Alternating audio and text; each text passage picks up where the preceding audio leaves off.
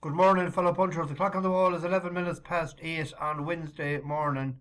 I'm in the Station House Hotel in Clifton, Cundinagalliva. Um, got here last night. Must be going on for 8 o'clock. Long day yesterday. We left Killarney at 9 o'clock. They wanted to see a castle and their tour, so I said we'll go to Ross Castle out at the Killarney Lakes on Muckross Road. So they were delighted with that. We didn't delay too long, left it at 9:15 and headed for Tarbert. The ferry is back to, we would have made the 11 o'clock, but they're back to since the 1st of October. I'd forgot about that. We're going every hour on the half hour from Tarbert to Killimer. So we had a half an hour wait and then headed on for the cliffs of Moher, and we landed there, I think it was 1:45. They were back out by 2:15 though. It's the shortest trip, or the shortest time I ever had to wait. And then we went to McHugh's for the dinner, for the lunch, and they were absolutely chuffed with what they got there, and they had a few drinks. They had 6 Irish coffees first, even though it was early in the day, they don't mind. And then we headed for Clifton, but traffic was brutal going into Galway. After passing the racetrack, after passing the Clare-Galway junction, it slowed up. There was a 20-minute delay. So as a result of leaving the scanner before 4:30, we didn't get to Clifton until 7 o'clock. So it was a long day's driving. So they missed the presentation that the owner does there at 7 p.m. But they didn't seem too bothered. So I came back here, checked in to park the bus, and I had just a cup of coffee and a sandwich. And I slept for an hour, and I went downstairs then, and there was a guy playing a piano. I was listening to him for a little while. I just had 1 pint. So I was trying to set up this for a video last night, and I was too tired because I didn't know what had happened, and I still don't know what's going to happen with today's, because the night before in Killarney, it didn't upload until the middle of the night, and I woke before it was uploaded, and the Chiefs were playing the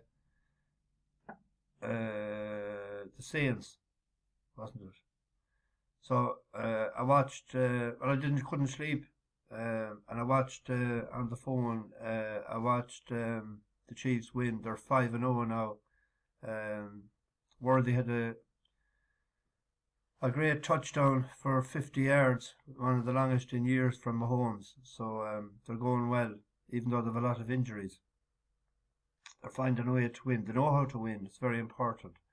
We had 2 runners yesterday. I still only seen one of the races. That was I seen the Farouk race. Didn't see the Lord Melbourne race yet, but I seen he was third. He drifted out in price all day, and late money. I see. I can't comment on the race. Farouk looks like he needs further. I thought he was better as a 5-year-old. The one we missed, of course, yesterday, we're back to the last year. The day that Lord Melbourne won for us before, in the 28th of August, we had Ragman's Corner tipped up. We had the cross doubles and trebles that day. We had 2 up, and we could have needed him. He ran a stinker above in Downpatrick. Or was it Downpatrick? Yeah. It won yesterday in Galway, where it had ran well before. But I wasn't sure about the ground for him, so that's why I put in the other one. It was such a pity. Anyway, on to today. 2 each-way selections, both in Navan. I'll try and get this into the oven as fast as I can.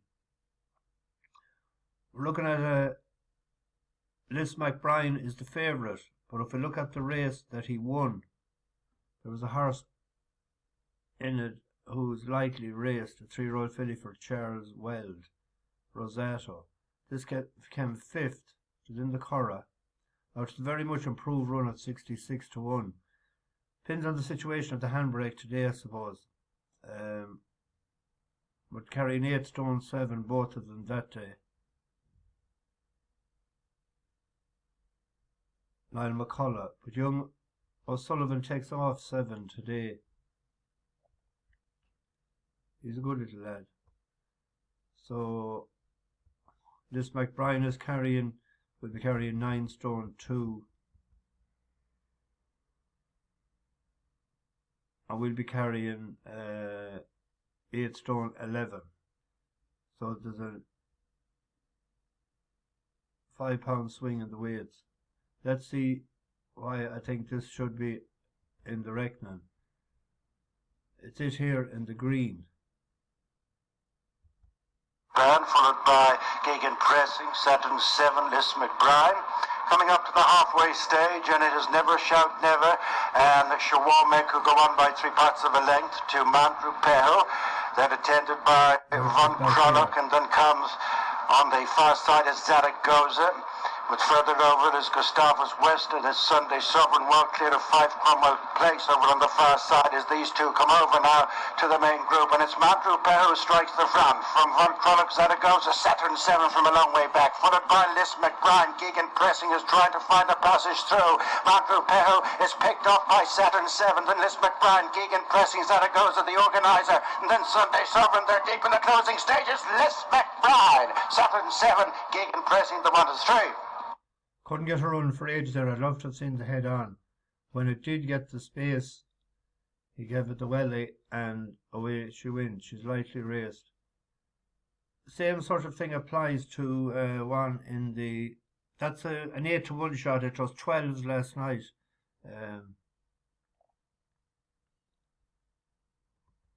I would just check the prices.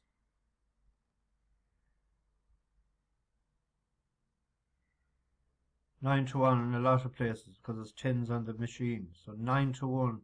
If you get 9s each way, they're paying 5 places. I hope the dead 8s stay running here. There's a Shavasi.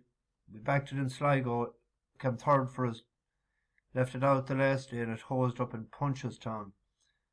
Quadruple had a bad run the last day in Leopardstown. That should come back. This is competitive. But there's a horse there, Vasda. It was bought for a big price out of France to Joseph O'Brien. Now, some of them that comes to O'Brien's picks up and does okay, and some of them don't at all. This is a gamble today that might be worth taking. He's going well, O'Brien, lately. Hugh Horgan takes the ride. He's off what today? 82. He's gone down £8 since his initial run in June, which was bought for biggish money. It went off 20-1 the last day in Tipperary. That's him here at the back. Passionate and the green jacket the inside of Fleetfoot, followed by Titanium. Round the outside, both Complete Fiction and Simply Sideways, followed then by Cortez Bay, who's been smuggled into it with less than 2 furlongs to go. Casanova next, then Vasda and Camelot Alexander. Fleetfoot gets to the front, but Cortez Bay makes a move, one out from the rail, followed by Titanium, Simply Sideways. From last, staying on late is Vasda, and on the outside is Complete Fiction. Fleetfoot taken now by Cortez Bay, and it's Cortez Bay and Gary Carroll racing up to the line. Cortez Bay, confidently ridden here, has scored comfortably by a couple of lengths to Fleetfoot and Vasda. Big Tonger, he didn't look fit there. That run could have brought him on, but he's Hugh Horgan stays with him. He's a 12-1 shot. Might be worth the play today.